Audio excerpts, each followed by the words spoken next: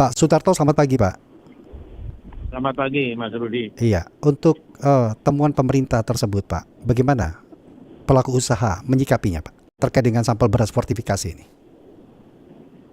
Baik, jadi begini, kita semua memahami bahwa beras fortifikasi ini sebenarnya menjadi program kita bersama dalam rangka pada dasarnya Ya, dalam rangka meningkatkan tingkat kesehatan masyarakat. Karena kita tahu banyak di antara kita itu masih mengalami persoalan stunting, persoalan anemia, sehingga pemerintah juga dan juga secara global dalam rangka SDGs itu salah satunya adalah bagaimana mendorong konsumsi masyarakat itu, pangan masyarakat itu ditingkatkan nilai gizinya. Nah, oke. kita sudah tahu bahwa sebenarnya bukan hanya pada beras yang sudah dilakukan, termasuk untuk minyak goreng, kemudian Ya, garam dan sebagainya itu sudah. Nah, akhir-akhir ini memang mulailah kita dengan beras fortifikasi ini. Sebenarnya sudah percobaan sudah dilakukan sejak lebih dari 10 tahun yang lalu. Pemerintah waktu itu melalui Bulog sudah menyelenggarakan hal itu. Nah, yang sekarang ini sedang berkembang, nampaknya teman-teman pengusaha melihat bahwa ini juga menjadi salah satu peluang sekaligus tadi itu membantu oke. masyarakat untuk menyelesaikan persoalan yang berkaitan dengan gizi masyarakat tadi. Karena kalau kita hanya makan nasi yang situasinya dengan derajat fosfor yang tinggi, Oke. itu pada Ya, dasarnya banyak vitamin yang sudah sudah hilang. ya. Makanya pemerintah juga mendorong bagaimana kita menuju juga kepada beras fortifikasi. Baik. Tapi untuk dilaksanakan secara mandatori, artinya secara luas, ini kan satu teknologi yang notabene ya relatif baru lah untuk perberasan, karena harus dibuat misalnya kernel, sehingga harus mendatangkan adanya mesin, Oke. kemudian kita juga harus impor bahan bakunya dan sebagainya. Jadi ini adalah hal yang dapat dikatakan baru bagi kita semua, Oke. terutama juga bagi para pengusaha. Ya, tetapi Pak, sebelumnya apakah memang ada standar yang telah ditentukan yang harus dijalankan oleh setiap produsen, berapa besaran campuran tadi nutrisi ataupun kandungan lain dalam sebuah atau dalam beras itu sendiri, Pak Sutarto? Ya, ya betul. Jadi Halo, Pak Sutarto. Halo, Pak. Ya, Pak, maaf Pak, terputus-putus Pak. Halo. Baik pendengar, terputus sambungan telepon kami dengan narasumber kami. Beliau adalah Ketua Umum Perpadi, Sutarto Alimuso. Kami akan mencoba kembali untuk dapat tersambung. Dan tadi sempat kami tanyakan bagaimana memahami dari sisi regulasi yang ada, bagaimana regulasi mengatur terkait dengan fortifikasi ini sendiri. Berapa banyak kandungan nutrisi, berapa banyak zat-zat penting lainnya yang harus ada di dalam sebuah beras fortifikasi itu sendiri. Dan nanti pun kami juga ingin mengetahui setelah itu proses itu dilakukan, siapa yang melakukan pengujiannya, siapa yang melakukan pengawasannya, sehingga ketika beras fortifikasi diedarkan di pasaran itu sudah betul-betul sesuai dengan aturan yang ada dan sesuai dengan apa yang tertera dalam kemasan. Inilah yang menjadi temuan dari pemerintah, di mana banyak produsen fortifikasi yang menurut pemerintah tidak sesuai dengan kandungan yang ada. Ya, Pak Sutarto, mohon maaf tadi terputus, Pak. Iya, Iya. betul. Ini karena saya di kereta api. Oh, baik. Iya. Iya. Baik, Pak. Jadi sebenarnya bagaimana aturan itu mengatur fortifikasi di produsen beras ini sendiri, Pak? Iya, jadi sebenarnya untuk bisa mengedarkan beras fortifikasi atau beras dengan tambahan kandungan vitamin atau mineral tertentu, Ya. itu sudah ada peraturannya yang dikeluarkan oleh Bappenas. Oke. Jadi teman-teman itu sebelum memproduksi tentunya mendaftarkan dengan komposisi kandungan mineralnya, kandungan gizinya seperti apa itu harus didaftarkan. Oke. Hanya masuklah kategori beras khusus tadi. Dan tentunya ini tugas kita bersama karena ini ya tanda petik masih baru gitu ya. Tentunya tugas kita bersama termasuk pemerintah untuk memberikan pembinaan yang baik agar pelaksanaan di lapangan itu betul-betul tercapai sesuai dengan harapan kita, sesuai dengan peraturan atau yang terdaftar. Ya. Seberapa sulit Pak Sutarto menjaga campuran zat gizi tadi untuk menjadi tetap konsisten dalam setiap kemasannya kalau begitu Pak? Untuk kalau ini katakan memang hal yang baru ya Pak bagi industri perberasan kita. Ya, nah tentunya biasanya teman-teman ini saya sudah minta kepada mereka untuk bekerja sama, kalau tidak punya laboratorium sendiri ya bekerja sama dengan laboratorium yang terakreditasi dan juga dalam rangka meneliti setiap misalnya apakah dalam jumlah tertentu kemudian dilakukan sampling untuk dilakukan penelitian agar betul-betul terjadi perubahan-perubahan atau tidak, kan gitu. Misalnya komposisinya dan sebagainya. Dan ini yang saya minta kepada teman-teman supaya itu dilakukan. Nah, tentunya yang terakreditasi ini juga harus korelasi dengan pemerintah. Artinya laboratoriumnya pemerintah agar nanti bisa sama-sama kalau ada penelitian, misalnya pemerintah meneliti untuk melihat kandungan yang sebenarnya berapa, laboratoriumnya juga harus sama gitu. Artinya standar pengujiannya itu sudah ada di laboratorium Pak ya? Standar pengujiannya di sana. Oke. Seberapa rutin kalau begitu Pak, produsen melakukan pengujian laboratorium produknya sebelum dilempar ke pasaran Pak? Ya, kami sudah minta dan mereka selalu mengatakan itu yang sekarang sudah dilakukan gitu ya. Dilakukan dengan tentunya laboratorium ini kan juga terbatas ya. Tapi mudah-mudahan nanti tentunya kita harus kerjasama dengan laboratorium yang terakreditasi oleh pemerintah. Jadi nanti kalau ada pemeriksaan kita sama-sama menggunakan laboratorium itu. Nah, sebelum itu pemerintah juga harus bisa memberikan bimbingan mengenai bagaimana mekanisme pencampurannya, mixingnya benar atau tidak. Kemudian kita juga tahu kalau sudah di pasar itu bisa saja dengan transportasi, dengan beberapa kali naik turun truk dan sebagainya, kemungkinan akan terjadi perubahan-perubahan kalau kita cara samplingnya juga tidak baik atau tidak tepat, bisa saja misalnya kalau samplingnya itu juga harus kita sepakati bersama samplingnya seperti apa gitu. Kalau untuk pengujian berkala tadi di laboratorium itu memang ditanggung oleh produsen sendiri tuh, Pak Sutarto ya?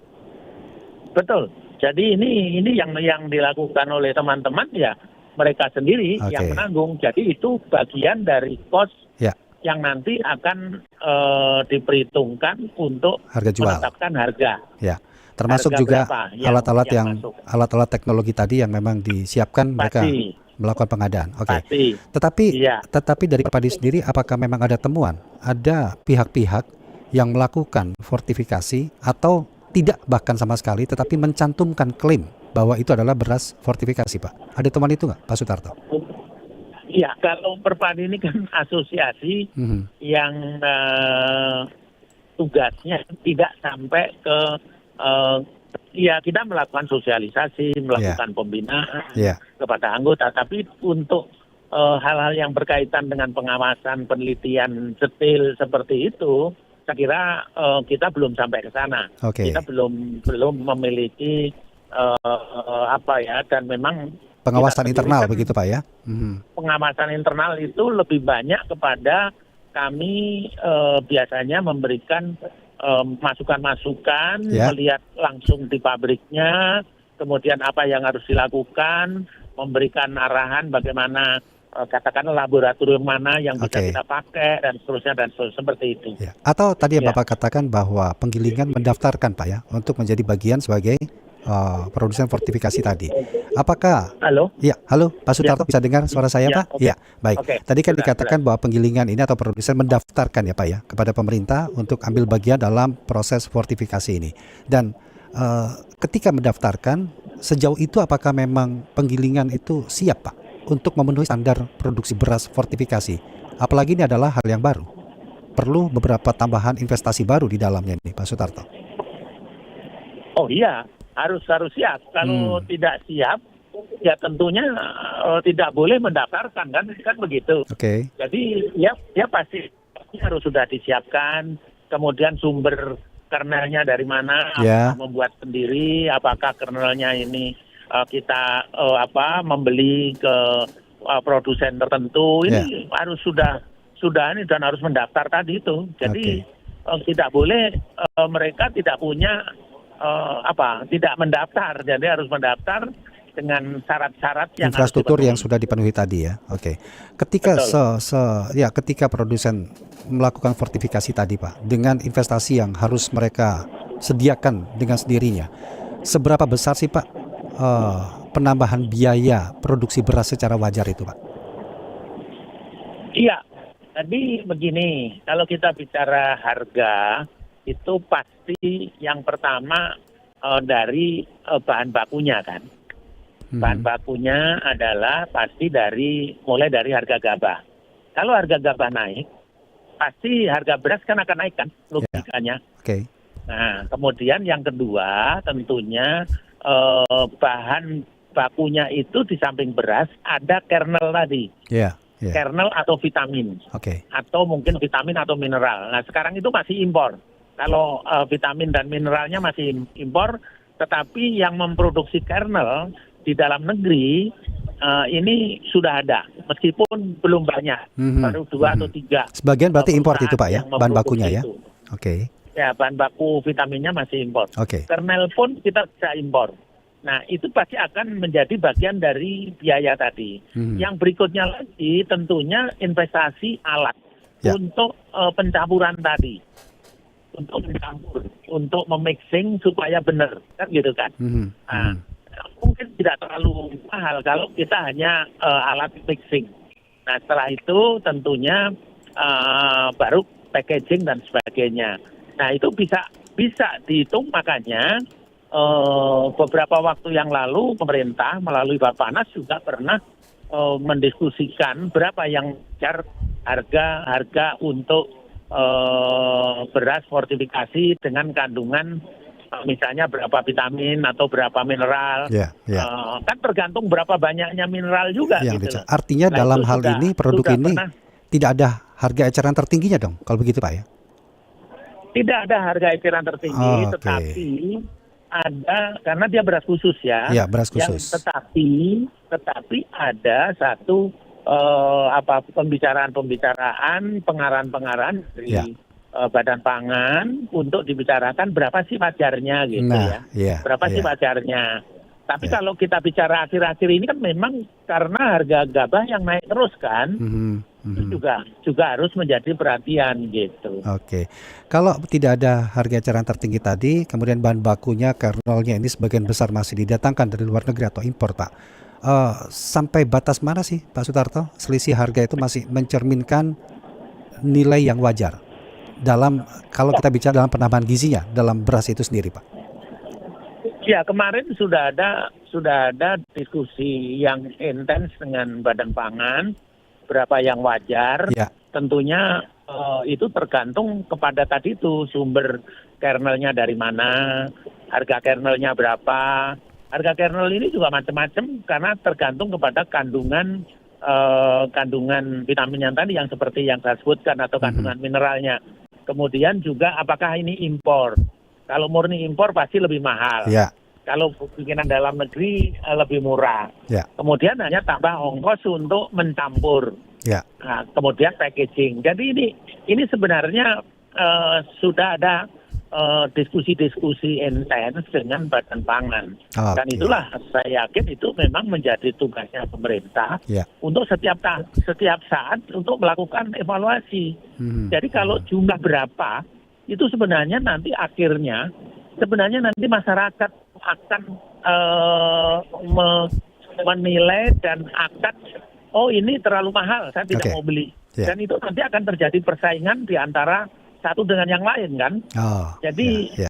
sebenarnya faktornya tadi itu Baik. kita juga harus melihat dari bahan baku sampai kepada konsumennya sendiri. Ya, yang dikhawatirkan kan yang juga menjadi temuan adalah klaim yang tidak sesuai dengan isi kandungannya, Pak. Nah, itu bagaimana? Apakah ada sanksi organisasi ketika ada anggota yang terbukti menjual produk yang tidak sesuai dengan klaim, tidak sesuai dengan proses yang seharusnya dilakukan? Bagaimana, Pak? Oke, itu yang saya selalu minta kepada teman-teman. Ini kan untuk kepentingan masyarakat. Masyarakat tidak boleh ditipu kan gitu kan? Ya. Kasarnya kan gitu. Jadi kalau teman-teman yang melakukan kegiatan ini sengaja melakukan penipuan, katakanlah dengan kandungan yang kurang dan sebagainya, ya itu adalah menjadi tanggung jawab masing-masing. Oke. Maka dari itu kami selalu minta kepada teman-teman untuk melakukan secara rutin, melakukan cek laboratorium tadi. Misalnya dengan dengan volume berapa atau mungkin dalam satu batch tertentu gitu ya. Bahkan kalau perlu pakai batch tertentu tadi. Nah, kemudian juga kami juga mengimbau kepada mengapil kepada pemerintah. Pemerintah juga berikanlah mereka ini juga pembinaan. Jadi dibina itu artinya bukan langsung tindak Baik. harus ini begini kan Ya, gitu kan. ya. Harus dibina Ya. sama kekurangannya apa, karena ini barang yang baru. Kemudian laboratorium yang ditunjuk pun juga harus diakreditasi, Ya. harus dilakukan evaluasi supaya nanti, karena juga pengalaman. Baik. Kalau antara laboratorium satu dengan Bisa yang berbeda lain, itu, Pak, ya? itu kadang-kadang berbeda Oke. hasilnya. Baik. Nah ini kan juga harus menjadi perhatian kita bersama. Nah, setelah Ya. tahapan tadi, Pak, diuji laboratorium secara rutin tadi, sebelum dilempar ke pasar tadi, Pak, kan harus ada kualitas mutu yang betul-betul bisa terjamin. Siapa? Kalau begitu yang bisa menjamin klaim pada kemasan itu sebelum diterima konsumen? Produsen, retail, atau pemerintah? Iya, makanya kalau kita bicara sejak awal tentunya produsen harus bertanggung jawab. Tapi begitu sudah sampai di retail pun juga harus ikut bertanggung jawab. Oke. Baik. Jangan sampai nanti Ya. misalnya retail mencampur yang lain kan Bisa saja. terjadi Iya. atau berubah, atau mungkin karena ini Oke. juga Iya. konsumen juga supaya paham Ya. dengan beberapa kali naik turun truk dibanding sana banding sini, Ya. bisa saja campurannya itu tidak homogen lagi kan. Bisa Baik. juga gitu Ya. ya. Nah, yang seperti itu harus dipahami. Baik. Pak Sutarto, terima kasih banyak Pak untuk waktunya. Sudah berbincang, memberikan penjelasan bersama kami Pro 3 RRI pagi hari ini, Pak. Salam sehat, selamat pagi. Baik, terima kasih Ya. Mas Rudi, terima kasih. Demikian. Mendengar Iya. Pro 3 RRI. Demikian tadi Ketua Umum Perpadi Sutarto Alimuso telah kami ajak berbincang terkait dengan temuan beras fortifikasi. Kementerian Perdagangan perketat pengawasan.